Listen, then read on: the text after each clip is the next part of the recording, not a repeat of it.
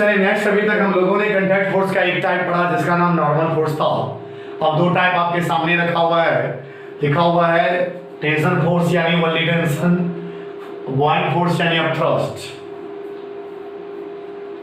बारी बारी से देखा जाए क्या होता है टेंशन फोर्स और यानी वनली टेंशन, बुऑयंट फोर्स।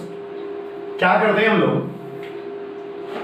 एक ऑब्जेक्ट को स्ट्रिंग के सहारे बांधते हैं।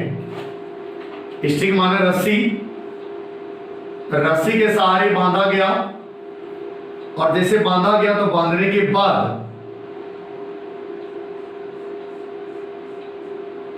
उसको सीलिंग से हैंगिंग किया गया, लटकाया गया और हैंगिंग करने के बाद क्या होता है, रस्सी आपको पूरा टाइट नजर आता है और ये स्ट्रिंग पर अपवर्ड एंड डाउनवर्ड डायरेक्शन में एक फोर्स लगती है जिस फोर्स का नाम टेंशन रखा गया।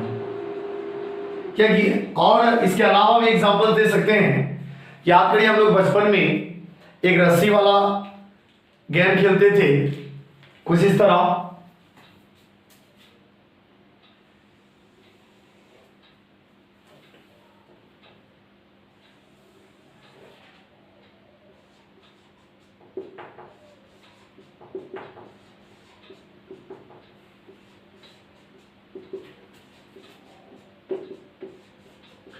यानी कुछ लोग इधर से कुछ लोग इधर से रस्सी पकड़कर दोनों तरफ टाइटली यदि खींचे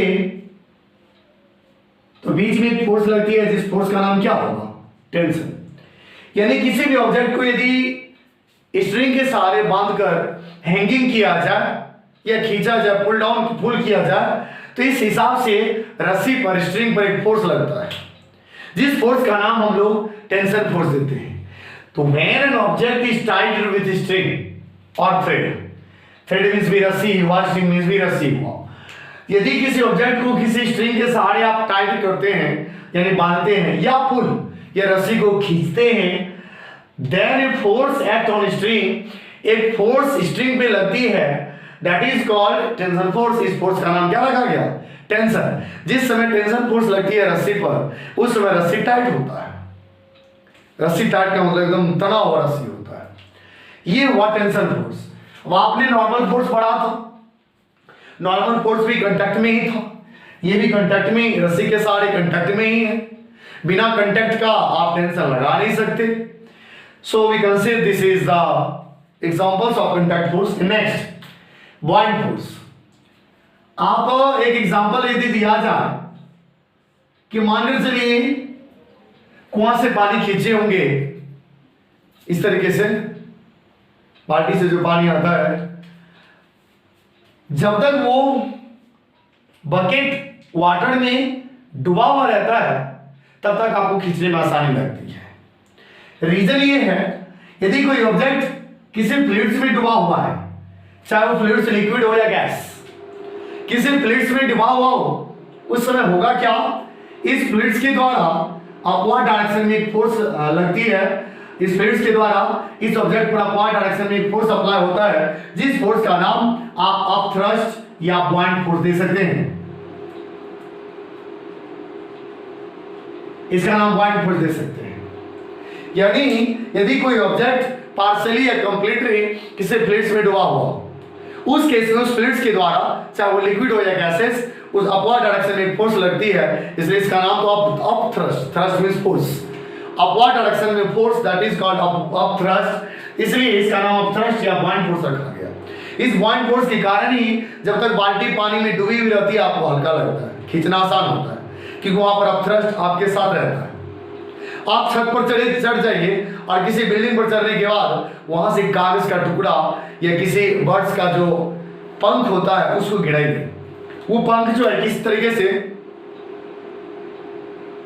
इस तरीके से गिरती है। क्यों, सीधा क्यों नहीं गिरा, वो भी फास्टली क्यों नहीं गिरा, क्योंकि उस गैसेस के द्वारा, एयर के द्वारा अपवर्ड डायरेक्शन में फोर्स लगता है जिसका नाम बुऑयंट फोर्स है।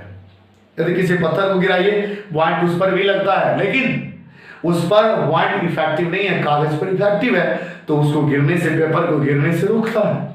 रोकता नहीं, उसको थोड़ा रेस्ट्रिक्ट करता है, गिरने जल्दी नहीं देता।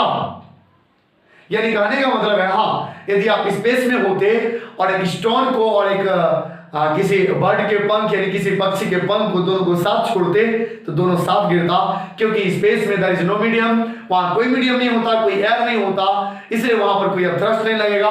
यदि वहां पर कोई अपथ्रस्ट नहीं होगा तो कोई भी स्टोन, कोई पत्थर और कोई पक्षी का पंख दोनों साथ साथ गिरेगी सेम एक्सेलरेशन के साथ, जो कि हम लोग ग्रेविटेशन में चैप्टर में पढ़ेंगे। इस बात पर ज्यादा सोचना नहीं है, सिर्फ नॉर्मली सोचिए। ओके, यानी अपथ्रस्ट, अपवार्ड डायरेक्शन में एक फोर्स लगती है किसी फ्लूइड्स के द्वारा, इसलिए यहां पर डेफिनेशन लिखा गया, a force exerted by fluids that is liquids और gases on an object in vertically upward direction that is called wide force और अपथ्रस्ट। इस तरीके से आप इसको नोट करेंगे। उसके बाद अगले वीडियोस में आपको नंबर 4, नंबर 5, नंबर 6 कोशिश करेंगे। यदि 4 फ्रिक्शन है तो फ्रिक्शन का टॉपिक थोड़ा लंबा है, कोशिश किया जाएगा। फिलहाल इसको नोट करेंगे। थैंक यू, धन्यवाद, शुक्रिया। रिवीजन जरूर करेंगे।